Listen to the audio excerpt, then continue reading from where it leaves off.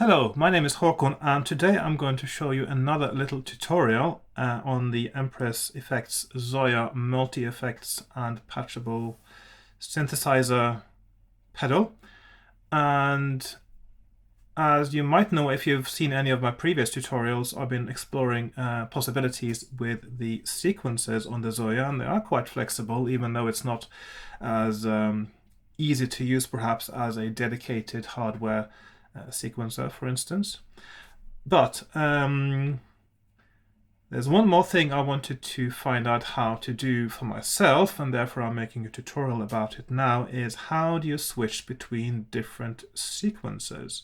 So let's say you want to control a MIDI output or an oscillator on the Zoia with one of three different sequencers, and you want to switch between them. There is an easy way to do that, and also it will teach you something about how to use switches, because there will be an out switch and there will be an in switch, and I'll show you both. So I've started with a relatively blank patch now. I've actually got an oscillator here, which goes into VCA, and the VCA is controlled by an ADSR envelope, and the output of the VCA is going into, well, first it's going into a reverb, and then the reverb is going into the audio output. So just a standard, really bog standard synthesizer voice, just to have something for you to listen to when I get to that stage later.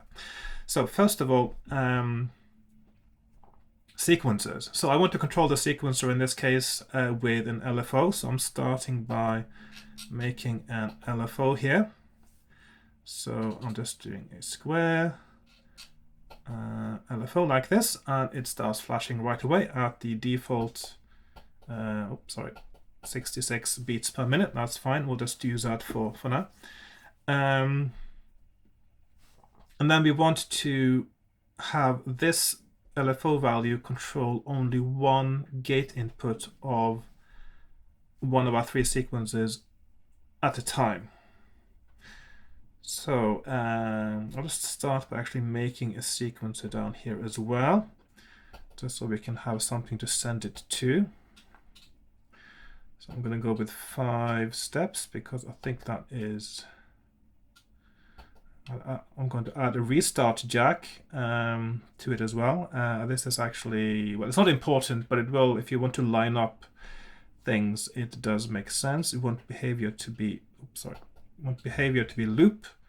And for demonstration, I'm using a single track sequencer. Of course, I've shown you different ways of using multi-track sequencers in the previous videos. So if you have any different ways of controlling which sequencer values are on or off, or where the sequencer ends, etc. But for this purpose, just a simple plain single track sequencer will do. Okay, so the sequencer has a gate input over here. I'll just show you now. So I'm connecting the LFO directly to the gate input, and it keeps running, which is fine. And I could send the CV output to the oscillator. Let's see, like so. Of course, now it's going to be quite...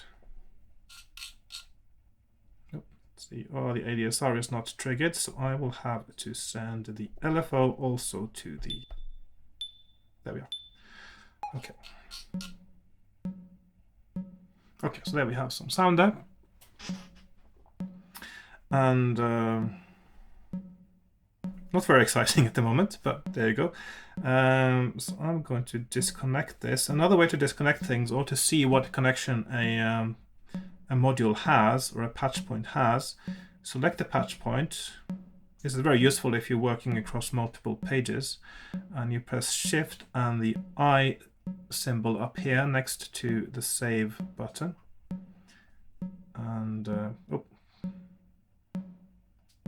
actually now just, okay, I was in patch mode there. Okay, so Shift and I button, you press it twice, and here it says no connections.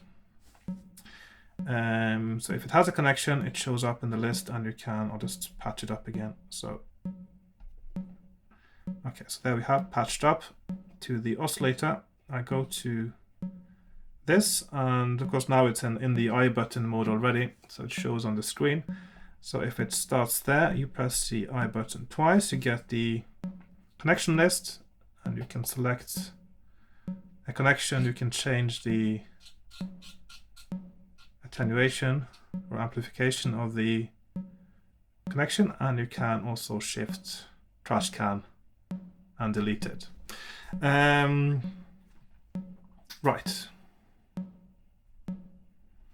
So now the CV output is not connected, and I'll just disconnect the LFO from the ADSR as well. So I'm going to see now the LFO goes to sequencer gate in, oscillator frequency. It's not supposed to go there, is it?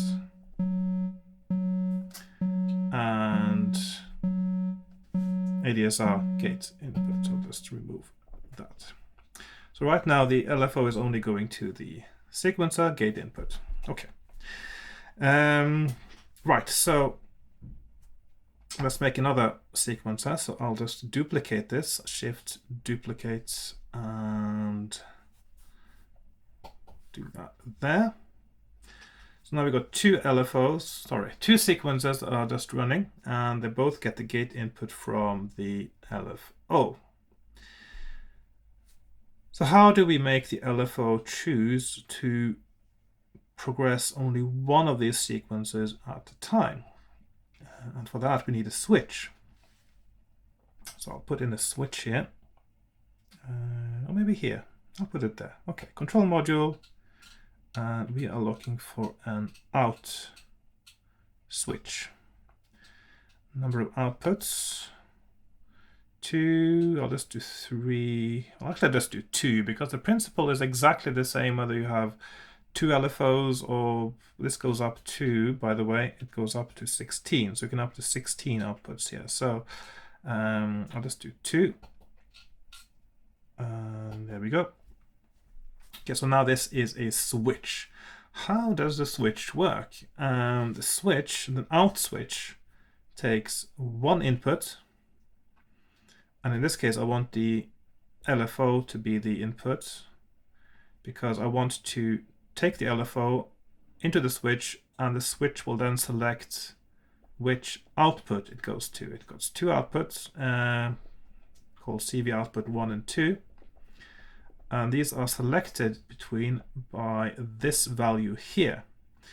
When you go on the switch itself, it says channel 1 or channel 2, like so. But this is technically just a CV value, which is divided equally between the different channel outputs. I'll describe better what I mean by that. First, I'll just move this into the switch now, and you can see immediately that instead of flashing over here now, well, it is flashing over there as well, but this channel 1 output is flashing in sync with the LFO, and I can now connect this to one of the sequences. So instead of this being controlled directly by the LFO, I'm going to remove that, and the same with the second sequencer. The first sequencer will be controlled by channel 1 output, so I'll do like that, and channel 2 on the switch is going to be the second sequencer. So right now only one of the sequencers is running. If I go in here and on the switch and I go to channel select and I select channel 2, it moves to the second sequencer instead, and the other one just stops. It will keep going to the next step when it gets a new gate input. So there we are, and you can see it stops anywhere. So I'm just swapping between those now. Right, so what exactly can we do to control this? Well, there of course are different ways of doing it. You can automate it with LFOs or with any other kind of thing. Just to show you how it works now, I'll just put in a control module. Maybe I'll put in a value module. So the value is now 0 on this module here, and I'm going to patch that into the channel select over there. and this will, oh, let's see how to reset the channel, because whenever you have an input that can also have a value itself, it's important to zero it out if you want just something else to affect it.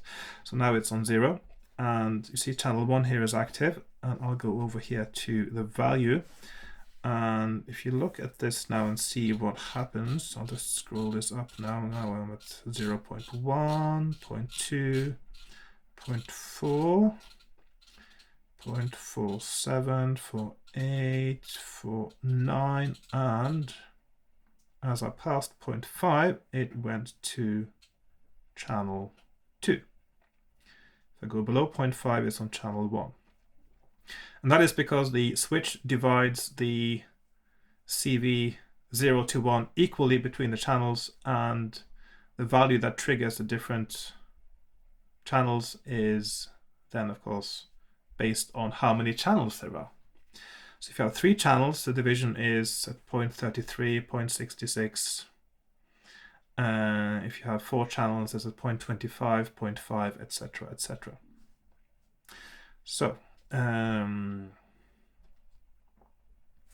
that's just to show you. I'm going to remove that now. So I want to have buttons to select which channel I'm using. So I'm going to create there an interface module called a push button, and I'm going to make it latching for now, but I'm doing that for demonstration purposes now because I want to make it momentary eventually. Okay, so now we got a button there that is latching. So when you push it, it creates a value of 1, and it stays 1, and you push it again and it goes to 0. Now I want then this to move over there. Okay, so now I've only got 2 sequences, so I could actually do with 1 latching push button. If you have more than 2, then you need something more complicated. So now I push the button and it's running sequence at 2, and it's going out on channel 2. I push the button again and it goes to channel 1. So when you're selecting between 2, all you need is 1 push button. What if you're selecting between 3? So I'm going to change the switch now to 3 outputs. So I'm going to do Shift, Edit, and number of outputs, 3. And now, if I push this button here, it goes to channel 3, which doesn't do anything at the moment. And I'll make a 3rd sequencer as well. Let's see, I'll just move this one up. Oops, sorry, there actually. Oh, I want to move it there, and this one I'm moving. Oops, moving there. Okay, then I'm going to copy this and put it there, and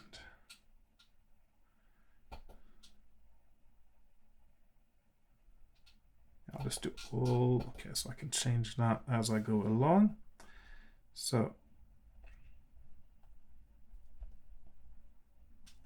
channel 2, and now of course I've copied it, so I have to remove the channel 2 as the gate input. Let's remove that, and I'm going to make channel 3 the gate input there. So now I've got 3 channels on my switch, and they each control the gate input of 3 different sequences. So far so good. Okay, so, and I've got a push button that now has a value of 1, which means it just goes to the 3rd. Of course, now it's split at 33, 66, and 66 and above. So in order to select between these 3, I want 3 push buttons. So I'm going to make 2 more. So I'm going to copy this now, and I'm going to make it a different color. Red is good for a push button, and I'm going to copy it again and make it orange. Okay, so now I've got 3 push buttons. They're all latching, but they all have a value of 1. So, of course, they all have to go to the channel select now, but I want to sort of select the different channels. So one of the ways I can do this is to change the connection attenuation. So at the moment, I'll just select the connection now. It's 100%, which means it will go all the way up to 1. But this is split into 3, so I want this to be below 33. Doesn't matter exactly where, so 32.35. The second one here, I want to be somewhere between 33 and 66. 59 is fine. And the last one can just stay at 1. Okay, so we've got... Okay, so now nothing is selected, it's channel 1. Button 1 is selected, it's still channel 1. Button 2 is selected, and we jump to channel 3 because it's latching, and this one is also selected, so I have to deselect that. Now it's channel 2, and I deselect and select, and it's channel 3, of course. So obviously, latching buttons aren't that convenient here, so I'm going to change them to momentary buttons. I'm going into the edit mode and make it momentary. I'll do the same with the other ones. So shift edit, momentary, and the last one, momentary. So a latching button is fine if you have 2 that you switch between, but if it's 3, then you need momentary. So okay, I'm going pushing this, and now it's channel 1. Pushing this is channel 2, and this is channel 3. But immediately when I release it, it goes back to channel 1 because the value is only momentary. It's only as long as I hold the button. Okay, so there's a simple solution to this as well, and that is sample and hold. So I'll put that in there. I'm going to put in a control module, and let's see if I can find sample and hold. And color mango, where am I not? Nice new color. Okay, so sample hold, what it does is it's looking for a CV input, which could be anything. And if it gets a CV input, or actually it's got a trigger, which means when it's triggered, it looks at the CV input, and whatever the CV input is when it's triggered becomes the value out. So we want to trigger this at maybe when we push the buttons. That should work, shouldn't it? So we have connected to the buttons. Okay, so now every time we push one of these buttons, the sample and hold is triggered. We also want the value to be passed along, so we connect all the buttons also to the value CV input. So now every time I push a button here, the CV output should change. Okay, so I put the middle button, I look at CV output, and it's 1. Actually, it shouldn't be. Ah, yes. Well, the reason, of course, is that now the signal strength is not the same as the one we defined for the other buttons up here. So, well, I'm going to remove these connections that I made earlier now. Okay. And instead, it's now the output of the sample and hold that goes to the channel select.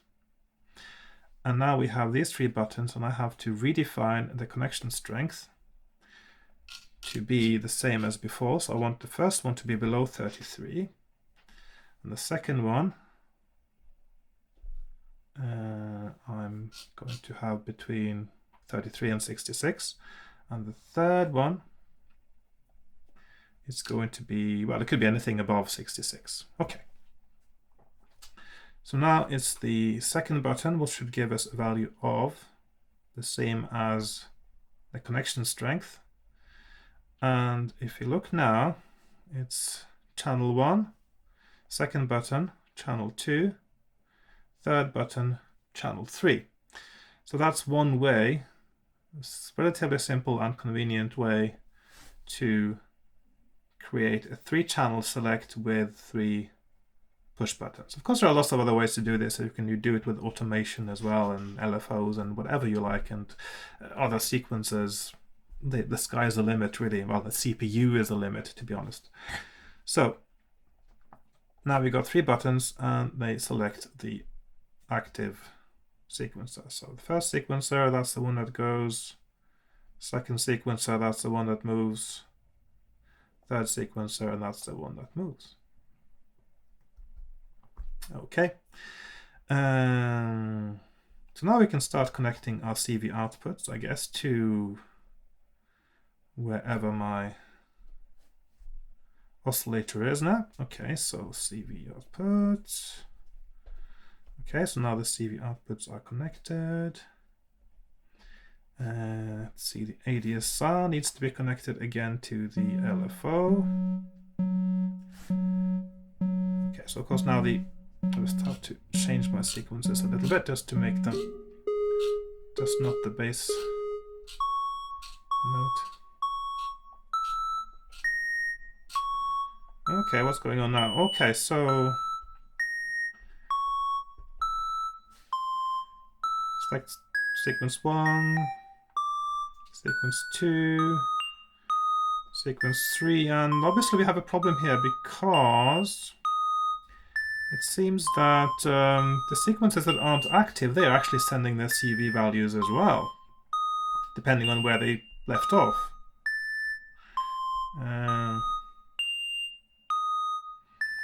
So all these CV values from all the 3 sequences are now adding up and all going to the oscillator, which is a much higher frequency than we would have wanted. So how can this problem be solved? Well, the problem is easily solved by another switch. So just like the switch for selecting which sequencer is being affected by the LFO, you can have an in switch which takes the output from all these 3, and then you have a selection of which of these 3 channels is going to be the only one that's sent to the oscillator. Let's see, how do we make room for this? So let's see, if I move the out switch, perhaps, I'll just move that to the next page now. Okay, so that's the out switch, just a little bit out of the way. And I'll make here a control module that is an in switch with 3 inputs. So now we have input 1, it's a sort of the opposite of the out switch, input 1, 2, and 3. Then we have the channel select, and then we have the CV output. So we want the CV output of first sequencer to go to channel 1, second sequencer to channel 2, third sequencer to channel 3. The selection, we want that to be the same as for the in switch, so we got the sample and hold output here, and we use that to select there as well.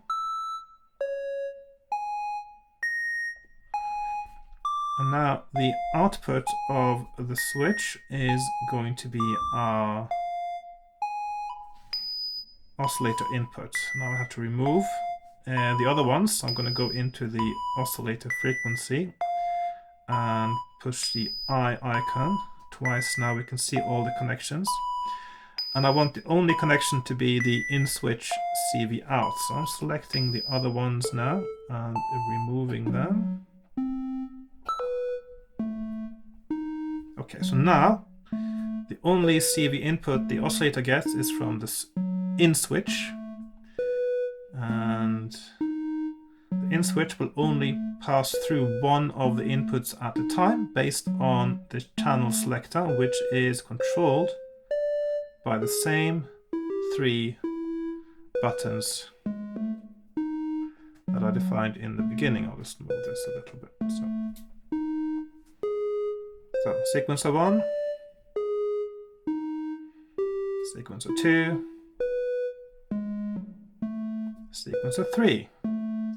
Okay, another problem, it might be a problem, is, as you can see, the sequencer just stop wherever they are and they continue moving on the next gate input.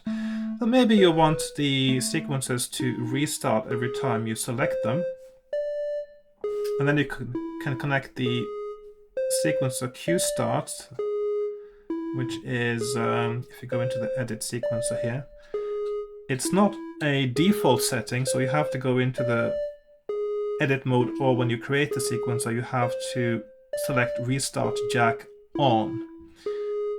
It defaults to off, so when it's on you got to restart jack. And the first one now, I'll just connect to the push buttons again, like so.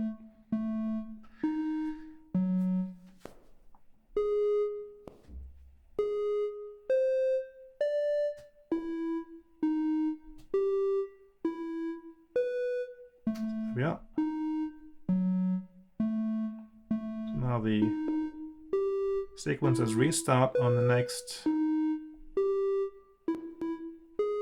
gate input, and also I get some glitches here. There are ways to tidy up the signal, but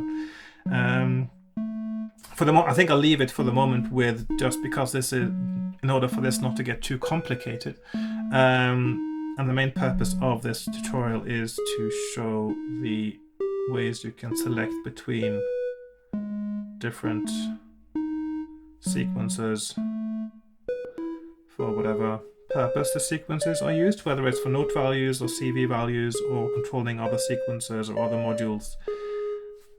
You can then create push buttons. So